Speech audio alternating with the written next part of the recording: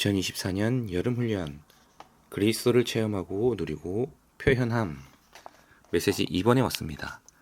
하늘에 속한 다스림을 받으며 행동하시는 분, 우리의 목자, 우리의 안식, 씨 뿌리시는 분이신 그리스도. 우리는 이 그리스도는 어떤 분으로 계시되는지 보아야 합니다. 첫 번째로 그리스도는 그분의 옷술로 상징된 하늘에 속한 다스림을 받으며 행동하시는 분으로 계시되십니다. 마태복음 9장 20절에서 22절은 이렇게 말하고 있습니다.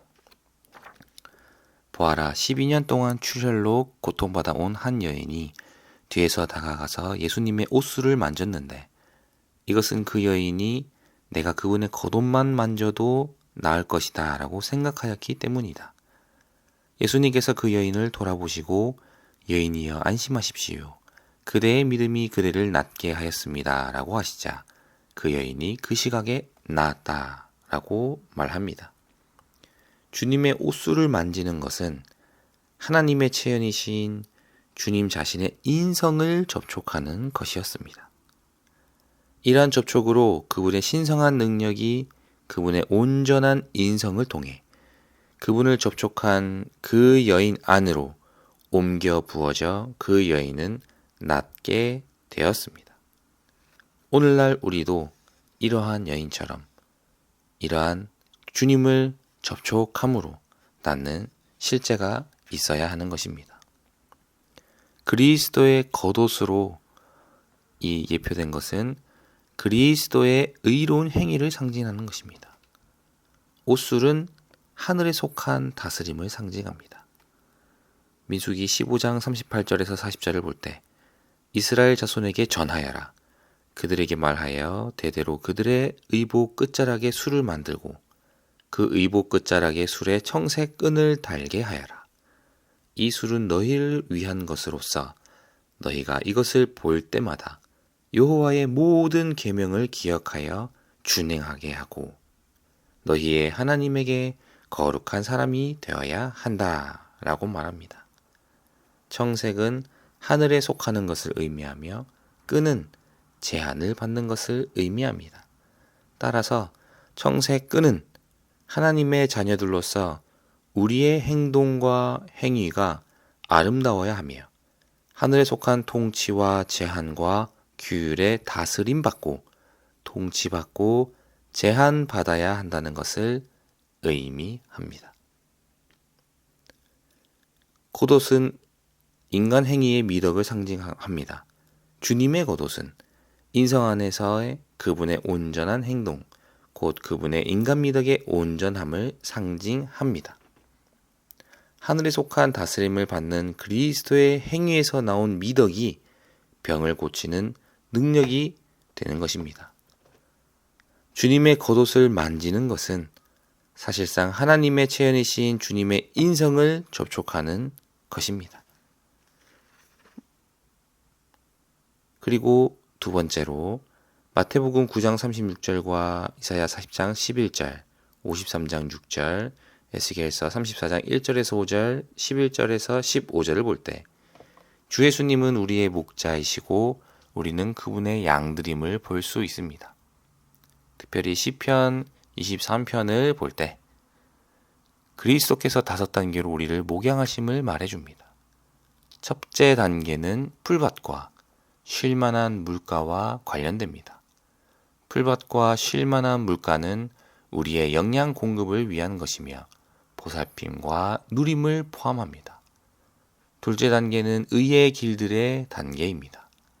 의의 길들은 우리의 행함을 가리킵니다. 그리스도를 누리고 그리스도로 채워지며 그리스도께 양육을 받은 후에 우리는 의의 길들을 걷습니다.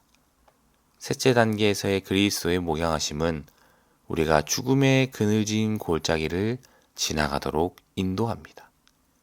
넷째 단계는 전쟁터의 단계이며 그곳에서 우리는 대적들과 맞서 싸우고 있습니다. 바로 이 전쟁터에서 곧 잔치가 우리를 위해 차려집니다. 최종적으로 마지막 단계는 하나님의 집에 평생토록 거주하는 것입니다. 그러므로 이 주 예수님은 우리의 안식이십니다. 우리는 이 땅에 살면서 여러 문제들을 피할 수가 없습니다. 이러한 저러한 일로 우리들은 골짜기 안으로 이끌립니다. 우리가 주님 안에 안식할 때 골짜기가 줄어들고 그늘이 옅어지며 죽음이 사라질 것입니다.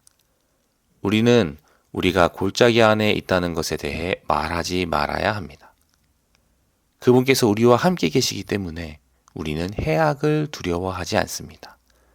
디모데후서 4장 22절은 주님께서 우리의 영과 함께 계신다고 말합니다. 주님은 단지 일방적인 방식으로 우리 안에 계시지 않고 특별한 방식으로 우리 영 안에 계십니다. 우리가 골짜기를 지나며 합당한 체험을 얻었다면 그곳이 주님의 임재를 매우 친밀하게 누릴 수 있는 장소임을 증언할 수 있을 것입니다. 마태복음 11장 29절에서 30절은 이렇게 말합니다. 나는 마음이 온유하고 겸허하니 나의 멍에를 메고 나에게서 배우십시오. 그러면 여러분의 혼이 안식을 얻게 될 것입니다. 왜냐하면 나의 멍에는 편하고 나의 짐은 가볍기 때문입니다. 왜냐하면 28절에서 수고하며 짐을 진 사람들이여 다 나에게로 오십시오. 내가 여러분에게 안식을 줄 것입니다. 라고 말씀하셨기 때문입니다. 주님의 멍에를 메는 것은 바로 아버지의 뜻을 받아들이는 것입니다. 그것은 어떤 일에 규제되거나 통제받는 것이 아니며 아버지의 뜻에 제한받는 것입니다. 우리는 아버지의 뜻이 무엇인지 알아야 하는 것입니다. 또 주님께서 기뻐하시는 것이 무엇인지 우리는 알아야 합니다. 주님은 그렇게 사시면서 다만 아버지의 뜻만을 주의하셨습니다. 그분은 아버지의 뜻에 자신을 전적으로 복종시키셨습니다. 그러므로 그분은 그분 자신에게서 배우라고 우리에게 요구하십니다. 주님에게서 배우는 것은 그분을 외적으로 모방하는 것이 아닙니다.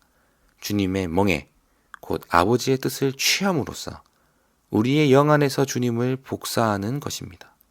이것이 오늘날 우리의 실질적인 필요입니다. 하나님의 뜻이 우리의 멍에가 되어야 하고 우리는 우리의 목을 이 멍에 안에 두어 그분의 복사판이 되어야 하는 것입니다.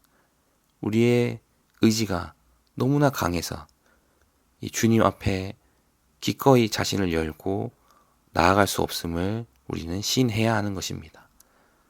이러한 어떤 환경이 오더라도 우린 여전히 우리의 어떠함을 붙잡고 있을 수도 있습니다. 그러나 우리는 우리 주님의 멍에를 메고 주님에게서 배우고 다만 아버지의 뜻만을 주의하기 원합니다.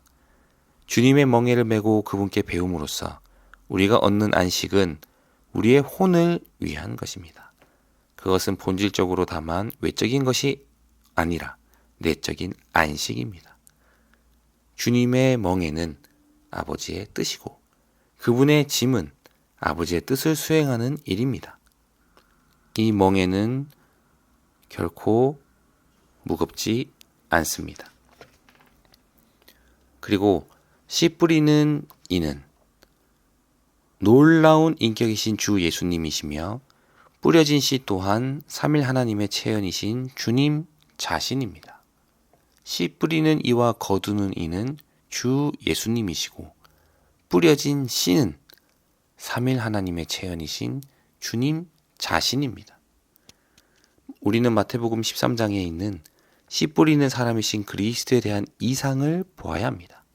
다시 한번 선포하겠습니다. 씨를 뿌리는 사람은 이 놀라운 인격이신 주 예수님이십니다. 그분은 생명의 씨로 자신을 사람들 안에 뿌리시어 우리 안에서 자라시고 사시며 우리 속에서부터 표현되시기 위해 오신 분이십니다. 그리스도 안에서 하나님의 생명으로 거듭난 우리 믿는 이들은 하나님의 경작지, 즉 하나님의 건축물을 위해 보배로운 재료들이 산출될 수 있도록 하나님의 새 창조물 안에서 그리스도를 자라게 하는 농장입니다. 우리는 이 생명 안에서 성장과 변화에 의해 건축이 되는 것을 볼 필요가 있습니다. 생명과 변화의 중요성을 보는 것은 반드시 필요합니다. 타고난 사람들인 우리가 결코 다시 태어난 적이 없고 그리스도로 말미암아 변화된 적이 없다면 천국과 어떤 관계도 가질 수 없습니다. 우리가 천국에 속한 사람이 되고자 한다면 반드시 먼저 다시 태어나야 하고 그 다음 변화되어야 합니다. 우리는 이것을 마태복음 13장에 있는 처음 6 비유에서 볼 수 있습니다. 처음 4 비유에서 그리스도는 씨 뿌리는 사람으로서 오십니다. 그러나 5째와 6째 비유에서 그리스도는 씨를 뿌리는 사람이 아닌 거두는 사람으로 오십니다. 5째 비유에서 그리스도는 밭에 있는 보물을 찾기 위해 오시고 6째 비유에서 그분은 아주 귀한 진주를 사는 상인으로 오십니다. 이 두 비유에서 그리스도는 그분께서 처음 4 비유에서 뿌리셨던 것을 수확하기 위해 오십니다. 한면으로 그분은 무언가를 우리 안에 뿌리십니다. 다른 한면으로는 그분께서 우리 안에 뿌리셨던 것에 무언가를 수확하기 위해 오실 것입니다. 주님은 그분의 귀한 생명을 씨로 우리 안에 뿌리셨습니다. 그러나 우리는 생명 안에서 자랐는지 질문해 보아야 합니다. 오늘 그분께서 우리에게 돌아오신다면 그분은 우리 안에서 무언가 가치 있는 것을 찾으실 수 있으시겠습니까? 우리가 믿었기 때문에 주님은 우리 안에서 적어도 소량의 진주를 발견하시리라 믿습니다. 그러나 그분은 아마도 많은 진흙도 함께 발견하실 것입니다. 이 진흙은 반드시 변화를 거쳐 보배로운 물질이 되어야 합니다. 그 결과 우리는 하나님의 건축물을 위한 귀한 재료들이 되어야 합니다. 우리는 건축을 위해 자라야 합니다. 이 건축된 교회는 천국의 실제이기 때문입니다. 오늘 우리는 예수님의 인성 안에서 행하는 것을 먼저 보았습니다. 로마서 1번에서 마태복음 9장의 내용을 보게 되었습니다. 주님께서 오실 때에 모든 것이 해결됩니다. 우리는 여인이 주님을 만지자 그분의 신성한 능력이 그분의 온전한 인성을 통해 그분을 만진 여인 안으로 전달되어 그 여인을 치료하였던 것을 기억해야 합니다. 이와 같이 교회 생활 안에서 우리도 반드시 예수님의 인성을 끊임없이 누림으로 교회 안에 예수님의 인성이 충만하게 해야 합니다. 이것은 몸의 건축을 위함니다. 예수님의 인성이 가득한 교회 생활은 이 시대에 대한 유일한 치료책입니다. 우리가 예수님의 인성과 어울리는 일상생활과 교회 생활을 함으로써 하나님의 왕국을 이 땅에 가져와야 하는 것입니다. 그리고 우리는 마태복음 23장에 볼 때에 이 생명의 성장을 통해 교회를 건축하는 것을 볼 수 있습니다. 어떻게 교회를 건축합니까? 우리는 5가지의 이 주 예수님이 우리의 목자이시고 우리는 그분의 양들로서 이 5단계로서 우리를 목양하심을 우리는 보았습니다.